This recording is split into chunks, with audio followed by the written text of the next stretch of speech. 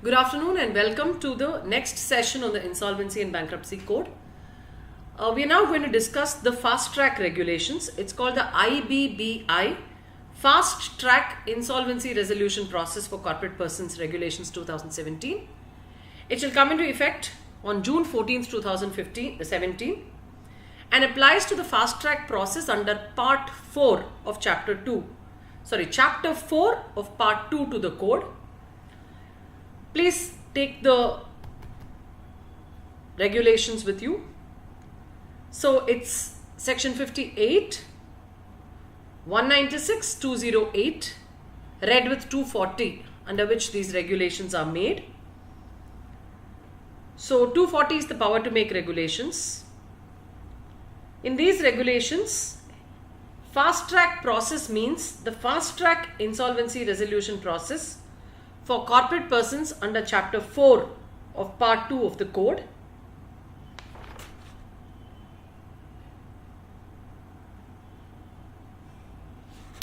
Now, I'm not going to go through this entire regulation again with you. Why? Because this regulation, and you must do this comparison yourselves as well with the corporate insolvency regulation, is more or less identical to the corporate insolvency regulation, except for a few changes which I will highlight in this video. What are the key changes? Number 1, the corporate insolvency resolution process period is 180 days, whereas the fast track process is 90 days. Similarly, the extension under the CIRP process is 90 days, whereas under fast track it is 45 days. The next is the regulation, which is 2C, which is different. Last date of submission of proof of claims in the corporate insolvency resolution process is 14 days from the date of appointment of the IRP. Here it is 10 days from the date of appointment of the IRP under the fast track regulation. Then we come to the fourth. The fourth change is constitution of committee of creditors. The committee of creditors, the resolution professional, the IRP, has to submit a report on the constitution of committee of creditors within 30 days, okay, under the corporate insolvency process, whereas it is 21 days here.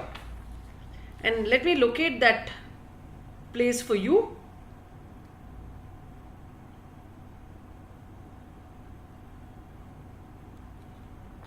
So here under this regulation, it is 21 days. That's the fourth change.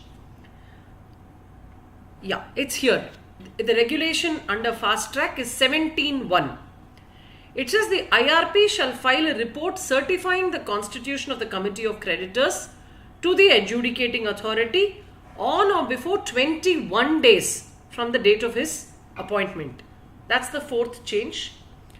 And the fifth change is in regulation 26, which speaks about appointment of a registered valuer. Here it says the IRP within 7 days of his appointment will appoint one registered valuer to determine the liquidation value.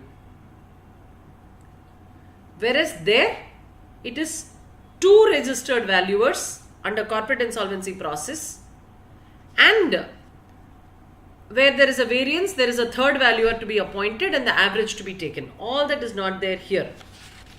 It is only one registered valuer who will be appointed here.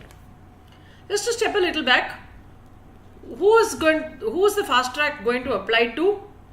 Such categories of companies based on their assets, their liabilities, their debts, or class of creditors.